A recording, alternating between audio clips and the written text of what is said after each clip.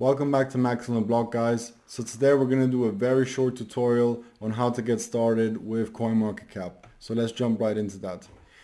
So first of all, now we're on coinmarketcap.com. I'll leave a link below. Don't worry about that, guys. So what we're going to look here is at the very top, and we're going to see 2055 cryptocurrencies. Now that means officially on CoinMarketCap, there's 2055 cryptocurrencies listed. There are a lot more, but I recommend you to stick to these ones for now.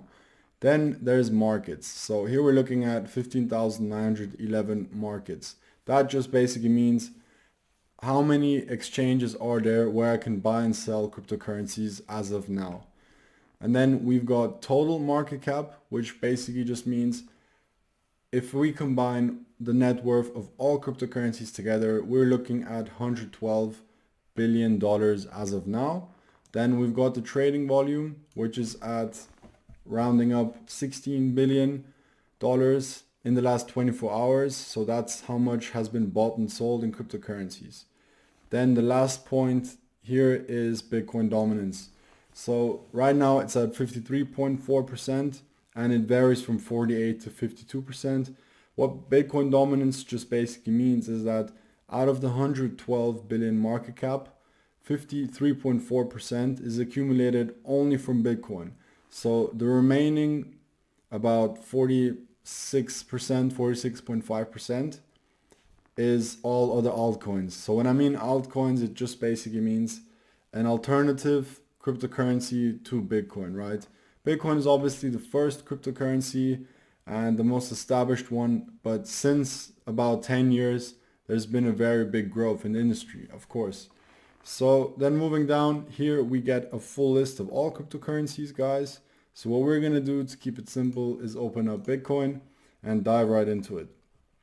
So now here we see the market cap just for Bitcoin, which is currently at $60 billion almost. And the trading volume here we see at $5.2 billion in the last 24 hours.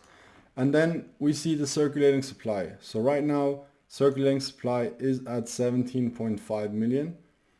But as we spoke about in the last video, Bitcoin has finite supply and eventually will be capped or maxed out at 21 million Bitcoin. Moving down now, we're going to take a quick look at the chart. So here we see the 1 year, the 7 days. Basically, you have all the options here. And we're going to narrow it down to 2017 only. So we're going to have a look at that 1 year because also it is probably one of the most interesting years just to also visualize on a graph.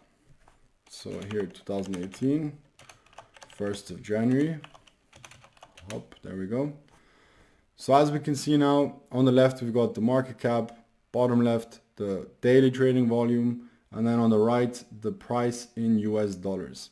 So we're going to take a look at the 1st of January 2017, and here we see the price at $963 with a total market cap of 15.5 billion. So now we're going to scroll all the way until the 1st of July. So we're going to look at what happens after 6 months in 2017. There we go. So now we're looking at 40 billion market cap with a price of 2,480 and a volume of $858 million. So obviously we've seen a big increase already in 6 months. That's already cracking new prices that we've not seen before. But it doesn't stop there, guys. So we keep moving on. We keep going all the way until the peak, which is, boom, here. December 17, 2017, remember that was probably one of the highest prices for Bitcoin ever.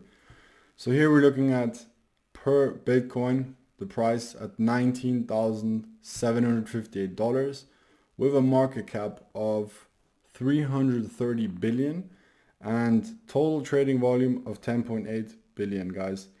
So, sorry, 14.6 billion, guys. And this was like the year of the years, the high of the highs.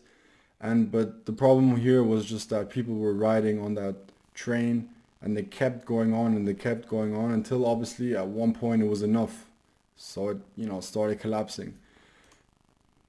more of that later, guys. We're just gonna have a quick look now at markets. So this just basically means Bitcoin is available to buy and sell on BitMEX, on Cymex, on all these exchanges. So Binance for me is highly recommended. If you're looking to do day trading and all that, BitMEX is a good option, but obviously this is all subjective. So you guys have to decide for yourself which platform do you feel gives you the most value and is easiest to use. So obviously make sure to take a note of that. One more thing we're going to do is look at socials. So this just basically means here we've got all the links that take us to Bitcoin forums on Reddit. I highly recommend reading these because you do get a lot of first-hand information about Bitcoin and other stuff that general media will not give you. Then we can also open up the message board. The message board takes us straight to bitcointalk.org. A great website again to just get basic information and general topics about Bitcoin, you know, just to give you a better understanding of the fundamentals and everything you need to know. So I highly recommend Reddit and Bitcoin Talk to get your information on Bitcoin. The last thing here, guys, is looking at historical data.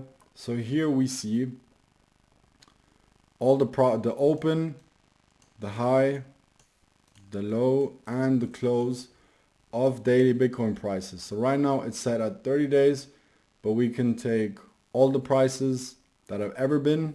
So we're looking at a range from the 28th of April 2013 all the way till today, which is the 7th of February. And you guys can use this to make your own statistics, maybe standard deviation. So whatever it is that you guys are interested in doing or in the way you want to pursue cryptocurrencies, feel free to use these as a guideline or as a setup to start going. The last thing I'd like to say, guys, is exchanges. So here we actually get a full list of all the exchanges and their adjusted volume, their reported volumes. But more importantly, if we open this up, we get taken straight to the exchange info. So here we see their total volume. We see Binance.com, so we can open that here, for example, the fees and the website. And then you can see active markets. That just basically means where and what cryptocurrencies are listed here. How can I buy them? Do I have to exchange one crypto for another? Or can I maybe use dollar or euro to do that? You know, and then you've got the Binance fees, so the general trading fees, and obviously the homepage. So that's very simple and very well thought out from Coinmarketcap to give us just a very easy experience when we want to get started with cryptocurrencies. So that's it for today, guys. I hope you've learned something along the way. If you've liked the video, please like it. Please hit the like button. Do comment. Do subscribe if you haven't yet as well. Last but not least, stay safe, stay smart, stay humble, and take care, guys.